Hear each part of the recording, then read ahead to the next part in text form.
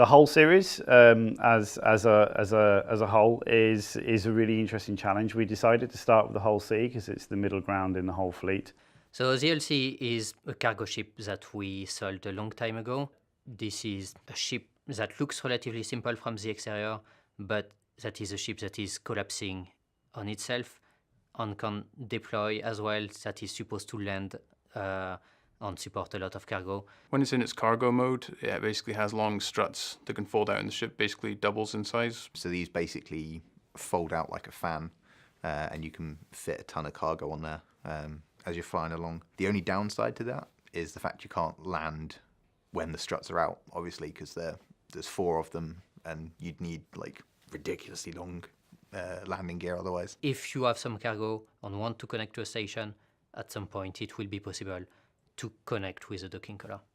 You can take containers from a station, from planets as well, obviously, and then you can go to different parts of the galaxy or of the solar system to sell your stuff. The issue with this ship is that at first, when we sold it, we've shown some animation of it collapsing on itself. This is one of the most complex parts of any ship in the game right now. The cargo spindle in the middle, this is supposed to deploy in a specific way. It presented its subset of challenges of, really, we've got this moving ship that can kind of move on itself, right? So we've never done that before, so that's kind of kicked off a whole sprint to obviously kind of make that possible. You have to move visages, you have to move lighting, you have to move collision dynamically in the ship. So that's incredibly challenging to do, but it's going to serve its purpose because then that's enabled us to do stuff on the Pioneer, which we wanted to do, right? So we're always thinking about this stuff as we're doing it. We're not doing it just for one ship. Does that make sense? We have what we call physics read. Until now, we never had interior physics reads that were moving into each other. With this animation, it meant that everything was going inside and there was only the room for 2 people at the front of the ship and nothing else at all. So we had some room at least to have like some beds and some place to live, some place to go outside, but also some place to put the components. Like if you have some mechanical issue in space, you can still work on the engine, work on the gravity generator and other parts like this. Once this was done, obviously the ship got bigger, and once the ship got bigger, we had to ask ourselves some questions like, do we put some stairs like we planned at the start? Do we put a lift?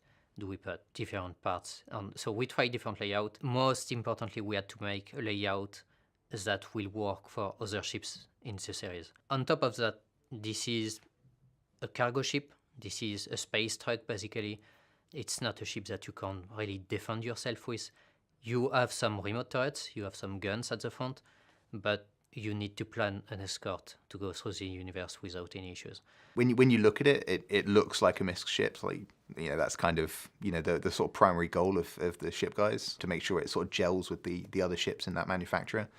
So, you know, when you see it flying along, you know it's a MISC ship, and you know it's got this kind of stuff inside it, and you know you sort of know how to use it, kind of thing. Graham's done a really nice job on the exterior as well. Like the struts on the arms are crazy complicated to do. Like the mechanism for that is really insane. So yeah, in the interior for the Hull C, like I quite like the sort of engine room at the back, just because it sort of gave me the rear portion of the ship doesn't have. It didn't have any concepts or anything, so I basically took the shape that Graham had sort of carved out from the exterior, and it put some like crazy 3-tier engine bay in it, which you know, it looks quite interesting. The bottom area is just sort of arc gubbins, effectively. So you've got these large kind of pulses that go to the engines, and then you've got a sort of lift that takes you to a component floor with, you know, power, shields, gravity generator and all that sort of stuff. And then the top floor is just like an external sort of airlock out to the back of the ship, with a little sort of like viewing area that you can stand on if you need to check the engines and stuff. But yeah, that was it got considerably larger than the designer's block out was like a tiny little box for the back of the ship, and I managed to wrangle some, you know, massive 3-tier sort of area. So yeah, push it as far as you can.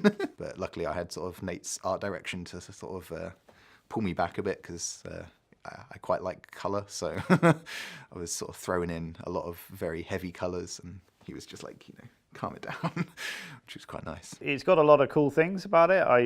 My personal favourite thing about the whole ship is there's the habitational area on the top of the front of the ship, and the guys have put in this wicked little kind of slat window that outlooks into the folding arms section. So you can kind of sit there, and when the ship deploys, you can just appreciate this beautiful kind of unfolding, slow, deliberate kind of movement to it, almost kind of like 2001 rotation. Does that make sense? That is incredibly cool to look at, and I think it's going to be very cool to see people kind of latching on cargo and stuff onto those arms from that window in specific. You can feel a lot of MISC intentions in the ship. This is older, but this is still a MISC ship. The MISC style itself is very kind of clean and clinical in that respect. Like the walls don't have any of the the fluffy pads or pillows and stuff that the like Retaliator and stuff has. We already had a very established kind of style between the Freelancer and the Starfarer, so it's really kind of taking that